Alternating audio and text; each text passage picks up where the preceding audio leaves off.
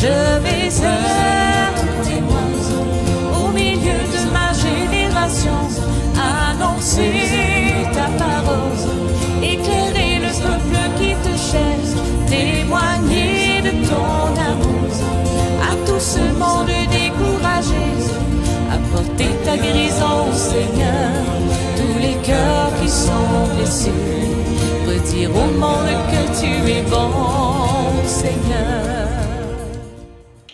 Bien-aimés dans le Seigneur, soyez bénis au nom puissant de notre Seigneur Jésus-Christ. C'est toujours un plaisir pour moi de vous entretenir sur la parole de Dieu. En ce temps de carême, nous continuons notre réflexion. Vraiment, c'est important que nous puissions vraiment prendre ce temps de grâce pour nous affermir, vraiment pour consolider notre relation avec le Seigneur Jésus-Christ. C'est lui le chemin, la vérité et la vie. C'est lui la porte par laquelle nous devons entrer pour, n'est-ce pas, recevoir cette vie éternelle. Il est la parole, n'est-ce pas, au commencement, il était la parole qui était tournée vers Dieu et il est venu au milieu de nous comme la lumière pour éclairer tout être humain, n'est-ce pas, en venant à ce monde. Nous avons besoin de cette lumière pour nous éclairer, afin que notre passage sur cette terre soit une bénédiction pour les gens, afin que notre passage sur cette terre rende gloire à Dieu, que Dieu se réjouisse de nous, que nous soyons un sujet de louange pour lui comme il est un sujet de louange pour nous. Un sujet de louange parce que nous aurons vraiment glorifié son nom ici sur la terre de vivants. C'est très important que nous soyons affermis dans la parole de Dieu. Aujourd'hui, pendant ce temps de carême, je vous propose comme thème « N'ouvre pas ton cœur au diable pour te détruire. » N'ouvre pas ton cœur au diable pour te détruire. N'ouvre pas la porte au diable pour te détruire. Alors donc, c'est vraiment ça. C'est très très important ici, parce que nous sommes en train de continuer en fait la réflexion que nous avons entamée sur n'est-ce pas, nous avons entamé sur les tentations. Alors c'est vraiment une continuité de cette réflexion sur les tentations. Donc n'ouvre pas ta porte au diable, parce qu'il viendra te détruire, mon frère, ma soeur. Donc nous savons que si le diable, s'il est vrai que le diable ne vient que pour détruire, c'est sa mission, pour détruire, pour dérober, n'est-ce pas, pour tuer, alors donc il ne peut le faire que s'il y a une porte qui s'ouvre, si on lui donne accès à notre cœur, si on lui donne accès à notre vie, si on lui donne accès à notre couple, si on lui donne accès à notre famille, et alors seulement quand il entre, il peut détruire du dedans. C'est pour cela que nous devons veiller à la porte. N'ouvre pas la porte quand le diable se tient devant toi. Et comme je le dis tout le temps, de la même façon, n'est-ce pas, que Jésus se tient devant la porte, il frappe, si quelqu'un ouvre, il entrera et fera toutes choses nouvelles. De la même façon, le diable se tient devant la porte aussi, n'est-ce pas? Il entre, si quelqu'un, n'est-ce pas, si quelqu'un s'ouvre, n'est-ce pas, il entrera. Si quelqu'un s'ouvre, il entrera. Et pour faire des dégâts, c'est très important que nous puissions les savoir dès le départ. Souvent, nous nous mettons à pleurer. Souvent, nous nous mettons à courir derrière les gens pour chercher des solutions. Mais souvent, nous ne pensons pas au départ la cause de nos dégâts, la cause de nos malheurs, la cause de toutes les souffrances que nous subissons. Parfois, nous ne pensons pas que nous avons ouvert la porte quelque part, n'est-ce pas? Et l'ennemi est venu nous détruire dans notre couple, dans notre vie, dans notre famille, dans la vie de nos enfants. Il les a dressés contre nous parce que nous avions ouvert une porte. Alors c'est très important que nous puissions penser à cela. Je vous ai dit dans notre enseignement que l'ennemi sera toujours là. Son rôle est là. Il est là pour rôder. Il rôde comme un lion pour chercher qui dévorer. Mais il ne peut pas dévorer si on ne lui ouvre pas la porte, si on ne lui donne pas accès. Voilà, c'est ça en fait le vrai problème. Que même les enfants de Dieu laissent leur porte ouverte à n'importe qui. Et ils donnent accès à l'ennemi. Et l'ennemi vient détruire l'intérieur de leur maison. Voilà pourquoi c'est important que nous puissions regarder. Voici ce que la parole de Dieu nous dit aujourd'hui. Dans le livre de Genèse, je lis ceci parce que je grossis les Écritures pour moi. Alors, Genèse 4, versets 6 à 12. L'Éternel dit à Caïn, pourquoi es-tu irrité? Et pourquoi ton visage est-il abattu? Certainement, si tu agis bien, tu relèveras ton visage. Et si tu agis mal, le péché se couche à la porte. Et ses désirs se portent vers toi. Je répète, si tu agis mal, le péché se couche à ta porte et ses désirs se portent vers toi. Mais toi, domine sur lui. Cependant, Caïn adressa la parole à son frère Abel, mais comme il était dans le champ, Caïn se jeta sur son frère Abel et le tua. L'Éternel Dieu dit à Caïn, où est ton frère Abel? Il lui répondit, je ne sais pas, je ne suis pas le gardien de mon frère. Et Dieu lui dit, qu'as-tu fait? La voix du sang de ton frère crie de la terre jusqu'à moi. Maintenant, tu seras maudit de la terre qui a ouvert sa bouche pour recevoir de ta main le sang de ton frère. Quand tu cultiveras le sol, il ne te donnera plus sa richesse. Tu seras errant et vagabond sur la terre. Waouh! Frères et sœurs, tout commence par là. Le Seigneur dit à Caïn, fais attention. N'est-ce pas? Le péché se couche à ta porte et ses désirs se tournent vers toi. Toi, domine sur lui. Si tu ne le fais pas, il entrera. Il est à la porte. N'ouvre pas la porte, domine. N'ouvre pas la porte. Par contre, domine sur lui. Mais la parole de Dieu nous dit, Caïn n'a pas écouté la voix de Dieu.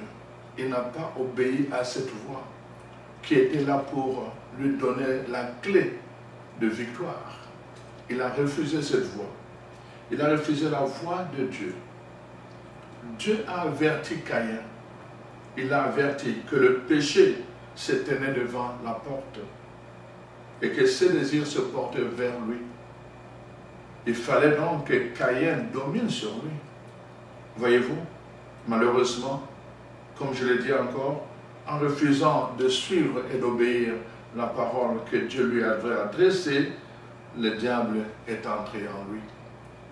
Il a détruit son amour. Il a détruit sa paix. Il a détruit son frère. Il a détruit sa destinée. Caïn et Abel, c'était la descendance d'Adam. Des enfants qui devaient perpétuer, n'est-ce pas, l'œuvre de leur père. Et voilà maintenant que Caïn est maudit. Lui qui avait la possibilité d'être grand sur la terre, maintenant il finit comme un errant, un vagabond. Demandez aux parents qui ont des enfants vagabonds comment ils souffrent d'avoir un enfant vagabond. Vraiment, un enfant sur qui ils ont investi et ils avaient des attentes, de l'espérance. Ils souhaitaient tout le bonheur du monde à cet enfant et que cet enfant se retrouve vagabond, aller mendier par-ci par-là, ça fait la honte des parents. Et le sort de Caïn sur cela, il finit avec une malédiction dans l'errance et dans le vagabondage. Frères et sœurs, si tu ouvres ta porte à l'ennemi, il va te détruire. Il va détruire ton cœur.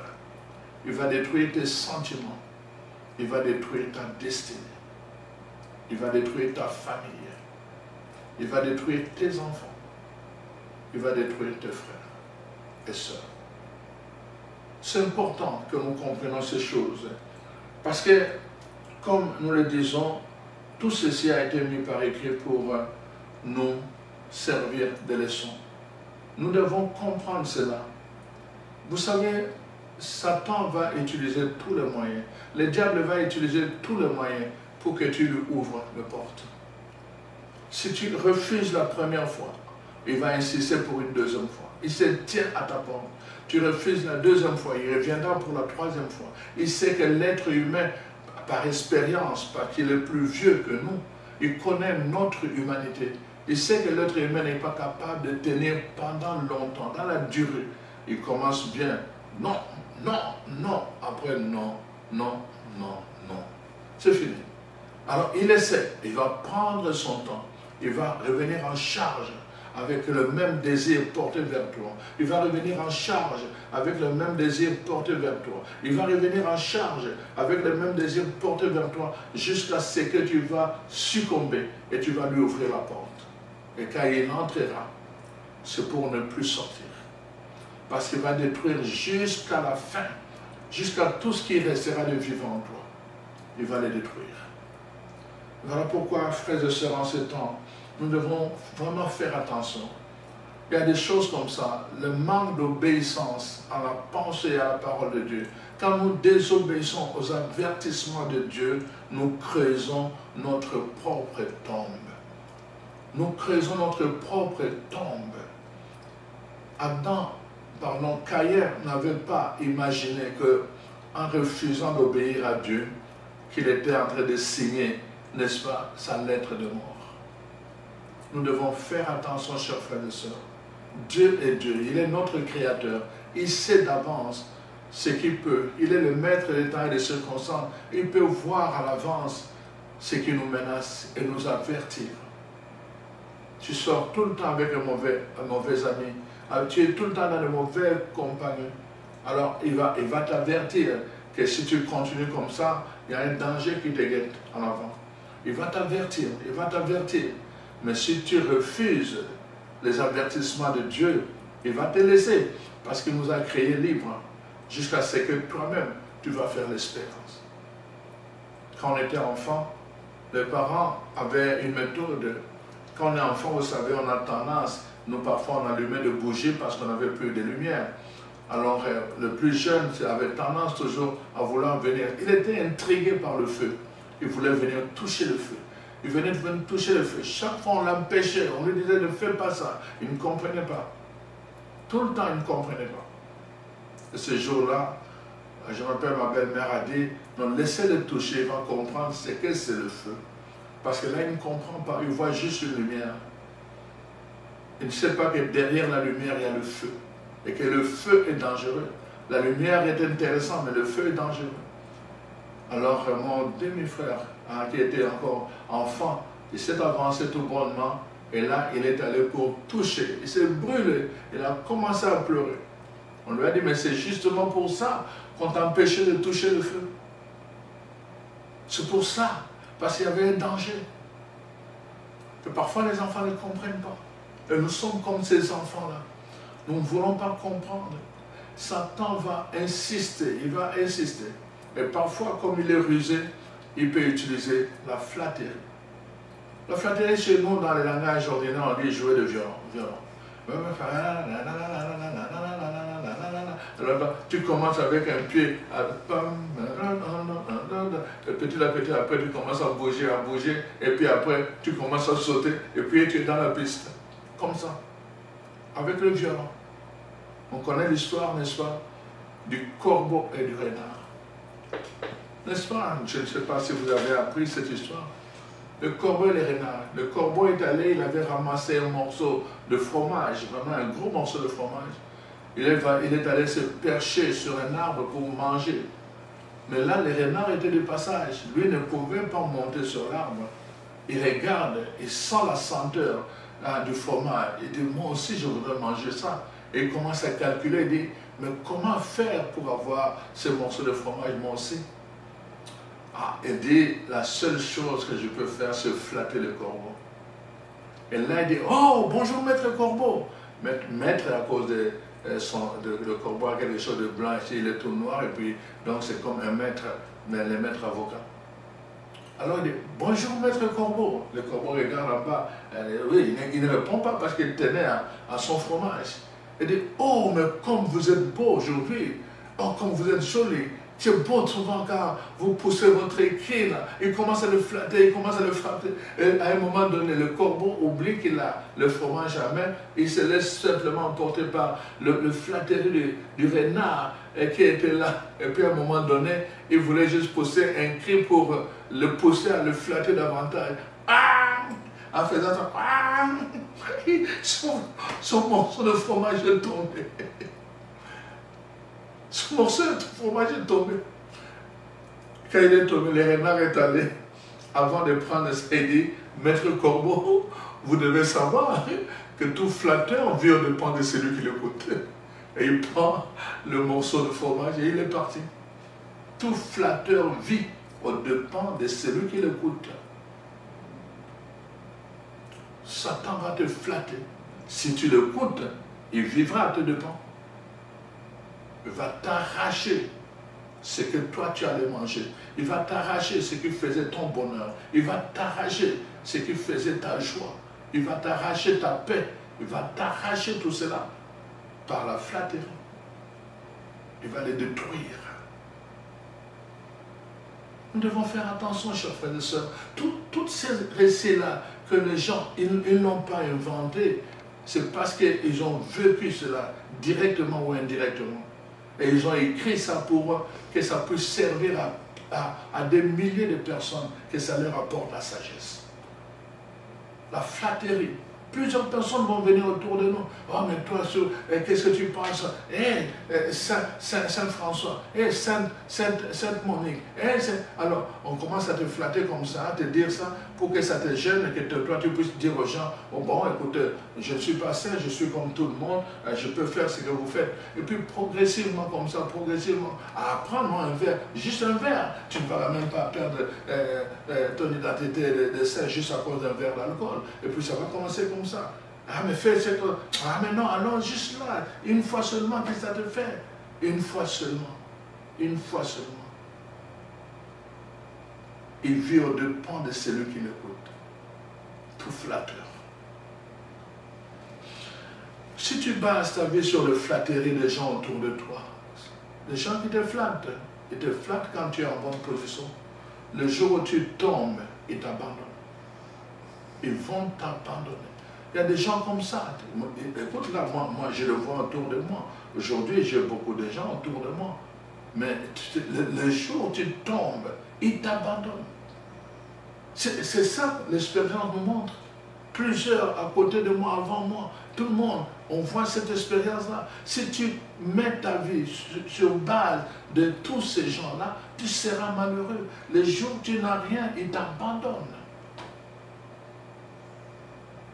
Donc, en tant qu'enfant de Dieu, nous devons apprendre, comme dit la parole de Dieu, heureux l'homme qui met sa confiance sur le Seigneur et qui ne repose pas sa confiance sur les hommes, soit-il influent.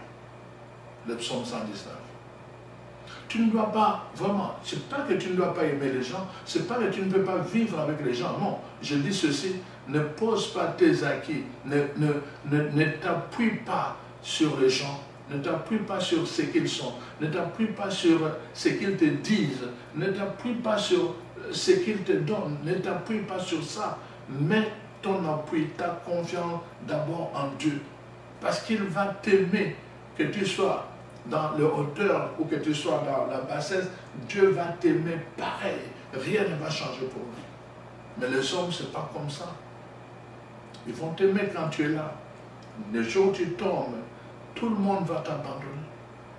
C'est là que tu vas peut-être découvrir que tu n'avais que 2 ou 3 amis seulement. Et les autres vont t'abandonner. Tu n'existeras plus pour eux. Il faut très important. Moi, j'ai donné un enseignement sur l'ordre prioritaire. Où je disais, très important dans ta vie, le matin quand tu te lèves, mets de l'ordre. Dieu d'abord. Dieu d'abord. Ta famille ensuite, le travail après. Dieu d'abord, ta famille, le travail. Dieu d'abord, ta famille, le travail. Dieu d'abord. Le travail, tu le laisseras ça un jour, soit par la retraite, soit à cause de la maladie et tout le reste. Ta famille, tu le laisseras le jour où tu vas mourir. Tu ne seras plus avec ta famille. Mais Dieu, tu l'auras pour l'éternité. Dieu d'abord. Et quand tu mets ta confiance dans le Seigneur, évidemment, c'est là où tu expérimentes des choses. Dieu va être pour toi un bouclier. Dieu va être pour toi un refuge. Dieu va être un père pour toi. Il va veiller. C'est lui qui va veiller pour toi. C'est lui qui va pourvoir pour toi. Quand tu marches avec lui, que tu t'abandonnes à lui, vraiment avec tout ton cœur, dans la sincérité véritable, Dieu va prendre soin de toi. Il a promis. Il a promis. Quand Dieu promet, il réalise. Nous devons vraiment changer la façon dont nous fixons notre regard et notre confiance. Nous devons faire confiance aux gens autour de nous, mais nous devons apprendre à d'abord faire confiance. C'est toute la question que Jésus pose à Pierre, quand il lui dit, m'aimes-tu plus que, m'aimes-tu plus que. Dieu veut que nous puissions l'aimer au-delà des autres. Nous devons lui faire confiance au-delà de la confiance que nous faisons aux autres. Nous devons nous appuyer sur lui, sur les acquis de la croix de Jésus-Christ, au-delà de ce que les autres peuvent nous disposer pour nous. C'est très important, ce temps de carême, que nous puissions recentrer maintenant notre vie différemment, que nous puissions le recentrer sur Dieu. Il y a plusieurs chrétiens qui se disent chrétiens, mais qui n'ont aucune relation avec Jésus-Christ. Aucune relation. C'est-à-dire qu'ils ne le connaissent vraiment pas. Ils entendent, comme disait Job, je te connaissais par oui dire, maintenant j'ai vu.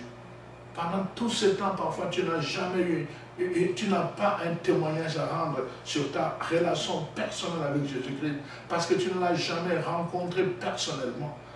Évidemment, tu vas me demander c'est quoi rencontrer Jésus personnellement. C'est tout un enseignement, oui, qu'on peut donner aussi. Mais vraiment, à un moment donné de notre histoire, je peux, moi, te raconter comment j'ai rencontré Jésus dans ma vie. Tu dois être capable de dire, à travers tel événement, telle circonstance, vraiment, mes yeux intérieurs se sont ouverts et je peux dire que vraiment Jésus s'est révélé à moi d'une façon claire et je peux dire que je l'ai rencontré. Ce temps de carême, mets-le vraiment à ce bénéfice. Recentre ta vie autour de ça, de ta relation avec Jésus-Christ. Parce que quand ta relation avec Jésus-Christ devient claire et affermie, alors tu as l'assurance de la relation avec le Père.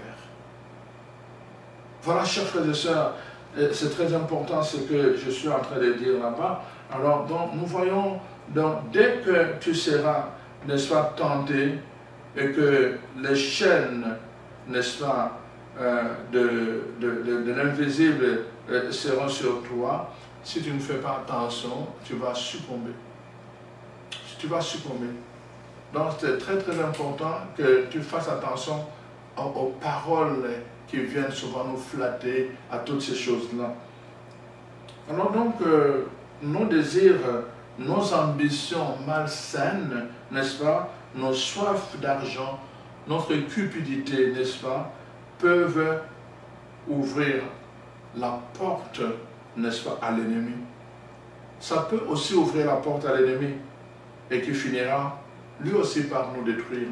Donc j'ai montré d'abord comment le manque d'obéissance à la parole de Dieu, n'est-ce pas, peut ouvrir la porte à l'ennemi quand il nous avertit à l'avance que l'ennemi est devant notre porte et que nous ne faisons pas attention, nous allons lui ouvrir la porte. Alors il va entrer, mais quand il entre, ça sera pour détruire avant de sortir. Mais il y a aussi, hein, n'est-ce pas, notre cupidité, l'amour de l'argent. Quand c'est excessif en nous, n'est-ce pas, ça peut ouvrir la porte à l'ennemi. Et ça peut nous conduire à des chemins auxquels nous n'aurions jamais pensé.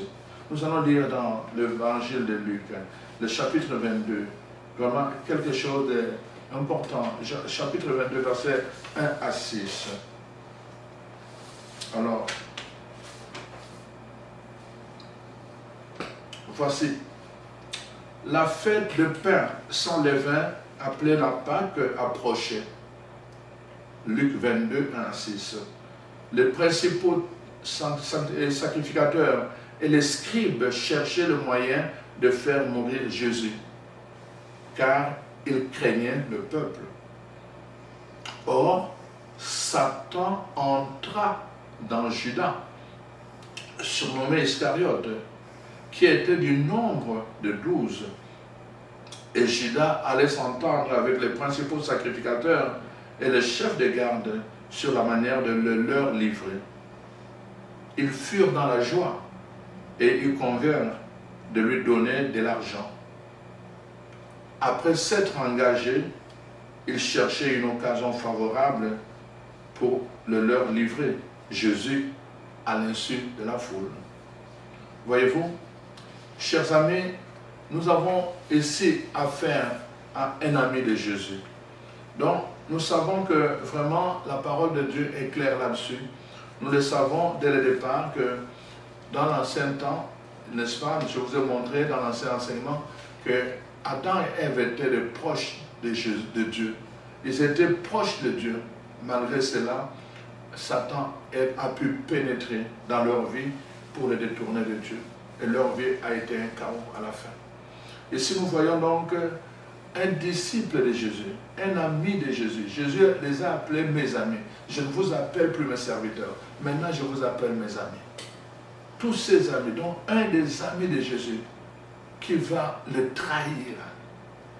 La cause, c'est qu'il a ouvert la porte à Satan et Satan est entré en lui.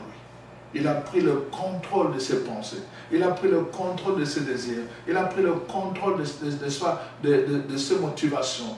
Satan a pris le contrôle de son être. Et alors, n'est-ce pas, il y avait un besoin. D'une part, on voulait tuer Jésus.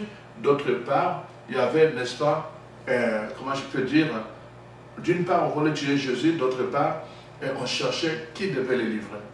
Et alors, comme on savait que Judas avait soif, c'était un cupide d'argent, hein, c'est quelqu'un qui aimait beaucoup de l'argent, alors Satan est allé en lui, parce qu'il aimait déjà de l'argent, c'était la porte par laquelle Satan est entré, pour l'inciter à aller chercher l'argent.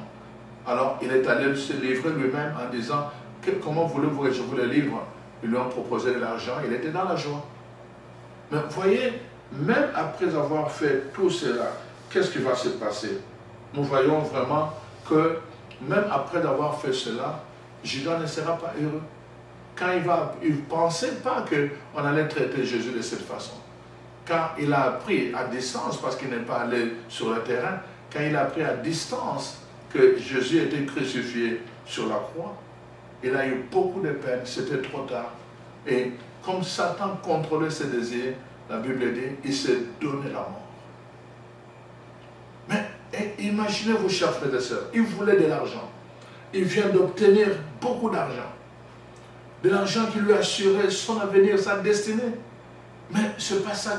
Satan ne va pas te laisser jouer jusqu'au bout. C'est pas comme ça qu'il agit.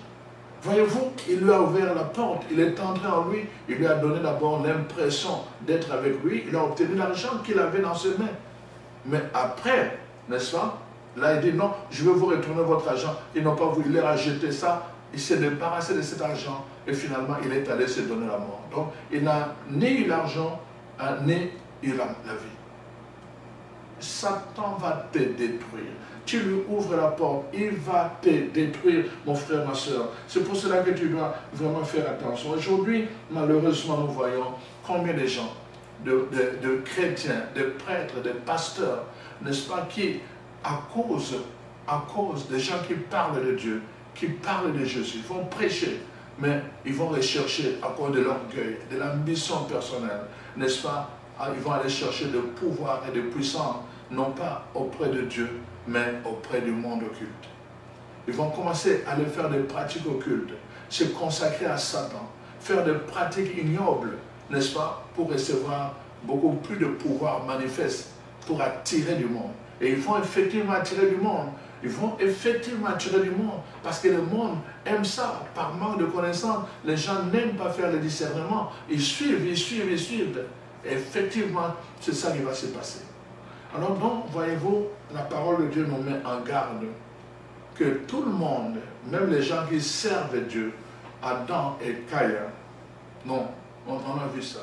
Ce que je veux dire, c'est que le fait de connaître Dieu, le fait d'être chrétien, ne t'épargne pas des manigances de l'ennemi. Ça ne t'épargne pas. C'est pour cela que ne t'étonne pas de voir telle personne, il a fait des miracles, et après, à la fin, on découvre qu'il était dans l'occultisme. Ne t'étonne pas de voir que quelqu'un, il parlait de Dieu, et puis à la fin, non, il était parti faire des pactes avec Satan.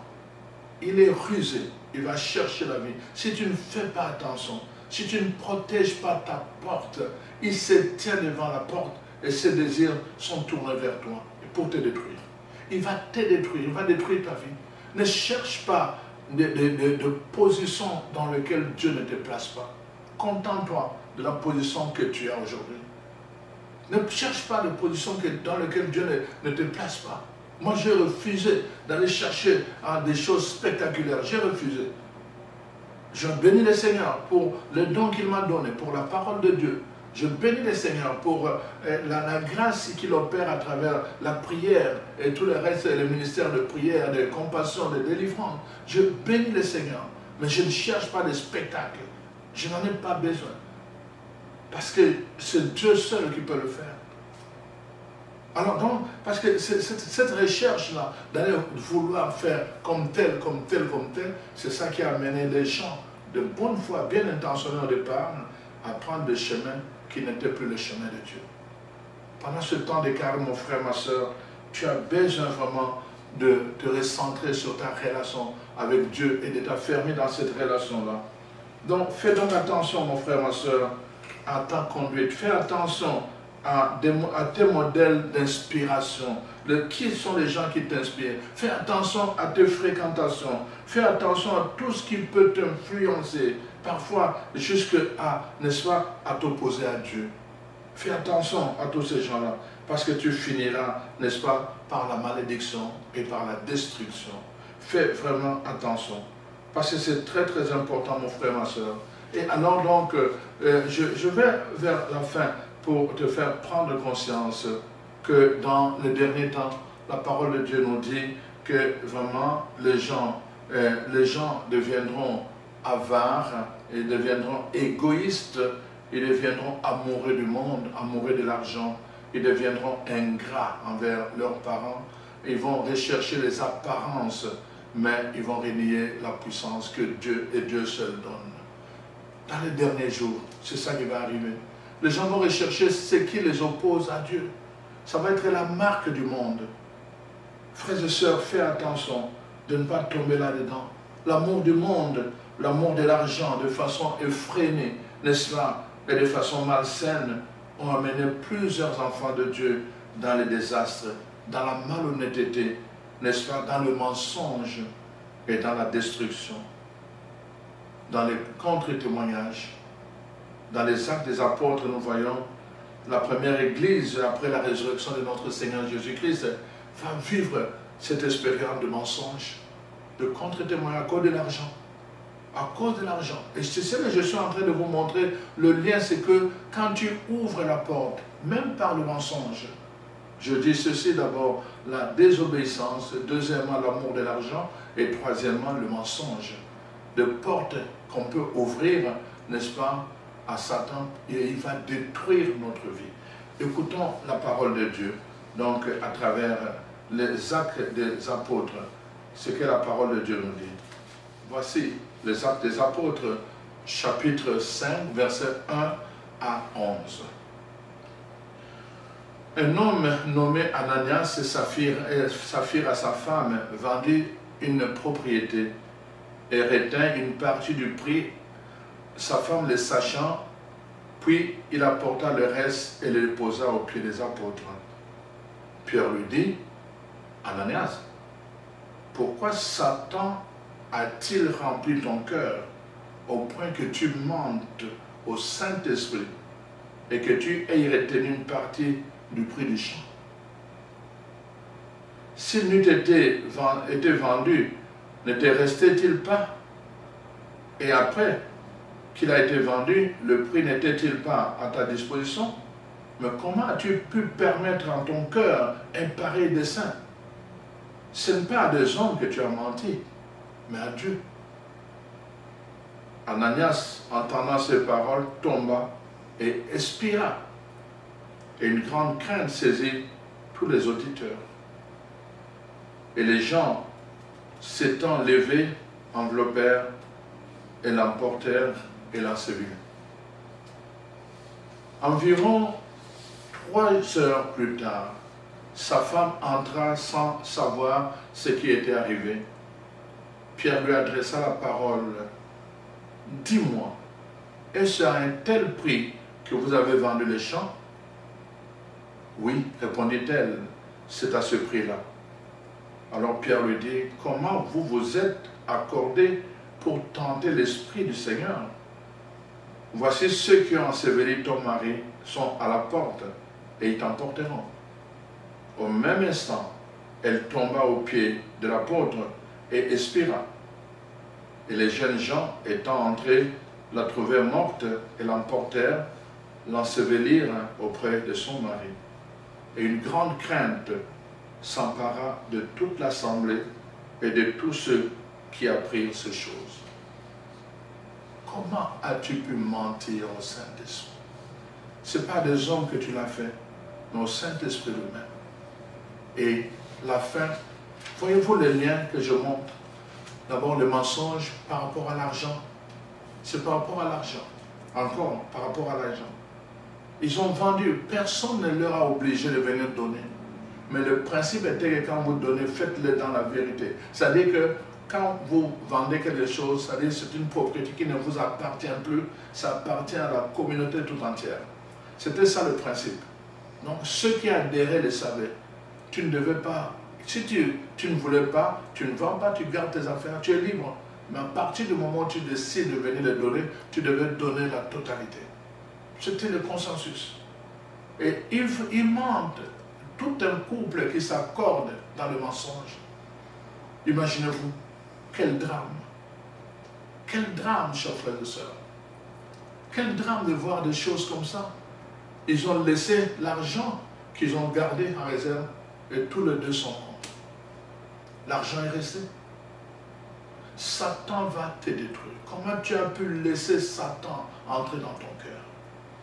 Satan va te détruire. Tu laisseras tout ce qu'il a mis à ta disposition. Quand il te mentait, garde un peu d'argent. Il les a menti. Garde un peu d'argent. Ça va vous profiter un peu plus tard. Ça ne leur a pas profité. Ils sont morts et l'argent est resté. Satan va détruire ta vie. Mon frère, ma soeur, fais attention.